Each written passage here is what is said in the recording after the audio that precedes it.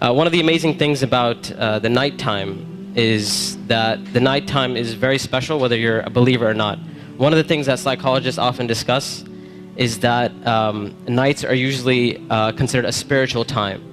So they talk about how usually people are more willing to share and they're usually more in touch with their feelings and their emotions at night.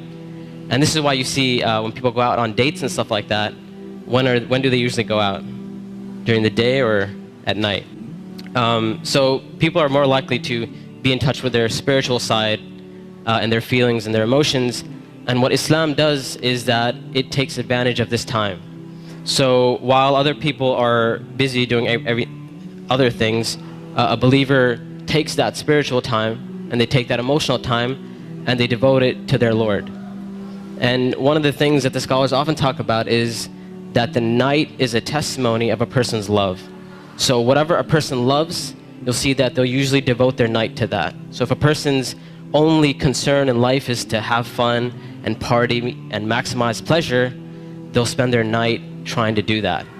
If a person's concern is their afterlife and their love for Allah, then they'll spend their night in concern about their akhirah.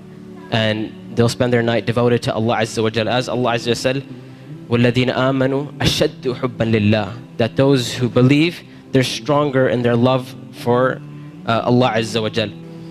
It's no secret, it's no surprise that our ummah today, our nation today, is not doing too well.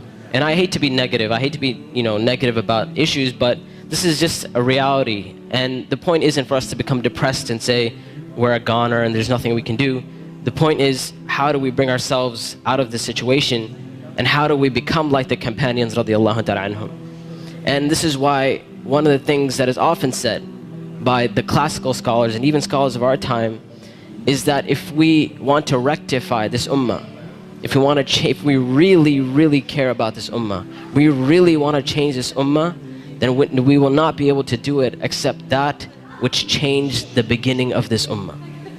Meaning, if we really care, we really want the ummah to progress. Now we're Muslims living in the West and we care about Muslims in America, and we really want Muslims to be in a better state, then we have to look at the sunnah of the Prophet ﷺ and how the companions did it. And it is in that we're going to find our ummah come to life. And the thing about the companions, like I mentioned, is that what they had and what is missing from our time is that attribute of going above and beyond the bare minimum. Ibn Abbas radiallahu ta'ala anhuma, he says about the companions, he said, I did not see a single companion. He said, I did not see a single companion except that they would take something from the night. Meaning they would pray some type of qiyam al-layl. And one of the most oft questions I get from young people is, you know what, my iman is just not doing too well. Like, I have a dip in my iman and I just don't feel it anymore. Or a lot of times people who start practicing Islam, they'll have this iman high and they're doing really well, and then a time will come where they'll be like, it just doesn't feel the same anymore.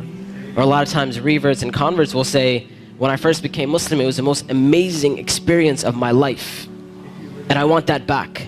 I want that experience back. And one of the first questions I ask these people is, how is your connection with Allah? How is your qiyam al-layl? When was the last time you got up in the middle of the night or in the last third of the night to pray to your Lord?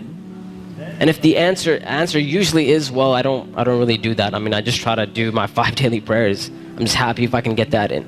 And I tell them, I say, listen, if you're cutting off your connection with Allah, how are you going to get better? You can't expect your iman to just get fixed all of a sudden on its own. It's not going to happen. You have to take steps for you to become a better Muslim. You have to take steps to reach that level of iman. When it comes to qiyam al-layl, one of the advices I often give, and I give this advice because this was the advice given to me by my teachers, is if you want to pray qiyam al-layl, all you have to do is just try it. And I'm not talking about spending a third of the night praying or half of the night praying. I'm saying get up 10 minutes before Fajr.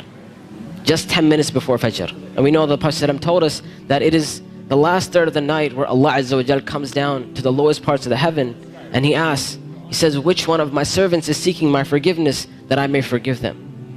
And which one of my servants is seeking my mercy that I may be merciful for them? Which one of my servants is asking of me that I may give to them? And that third of the night is still there in the last 10 minutes before Fajr. So all I'm saying is wake up 10 minutes before Fajr. Not an hour, not 2 hours before Fajr, 10 minutes before Fajr. And try and pray Qiyamul Layl. And experience this amazing spiritual nature that Allah Azza wa Jal has given us. This blessing that Allah Azza wa Jal has given us. And when you get up in the night, number one, you'll see your heart transform. You'll feel your heart unlike you've ever felt it before. And I know a lot of us, and this is a problem which is very, very common, where we look at Islam and all we see is a bunch of things we have to do. And we're missing that spiritual side of Islam. We're missing that connection with Allah and our Creator. And I tell you that if you're seeking that connection, then get up and pray Qiyamul Layl. You will see your heart transform. You will see this tranquility and peace that Islam is supposed to be. You know, people talk about Islam means peace and all that kind of stuff. If you really want to experience that, get up in that last third of the night. Get up for 10 minutes and you will see that peace and tranquility descend upon you.